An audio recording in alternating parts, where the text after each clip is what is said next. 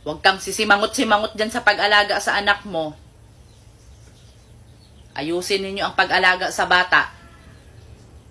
Kaya nung ginawa ninyo yan, grabe ang bikangkang mo. Sigurado ako napakalaki ng isi mo habang ginagawa yan.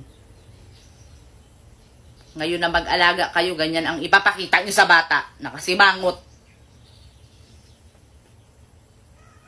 Nakakapagod mag-alaga sa bata, no? Tapos kayo, mga suwail lang kayo. Ngayon, naranasan na ninyo. Pinagsabihan ko kayo para hindi kayo mapagod pag mag-anak kayo. Magsipag-ayos kayo sa buhay ninyo. Kaya kung maayos ang mga buhay ninyo, dapat senyorita ka ngayon. Kaya tamad ka man, senyorita ka, dapat naghintay ka na, naging milyonarya ka. Para marami ka dyang magyaya dyan sa anak mo. Ngayon, gaganyan ninyo yung bata. Magsimangot-simangot kayo kapag mapagod kayo sa pag-alaga. Kaya kung nag-ayos sana kayo sa mga buhay ninyo, di sana marami ka dyang yaya.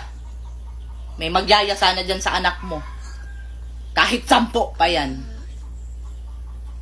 Hindi ka man nag-aayos.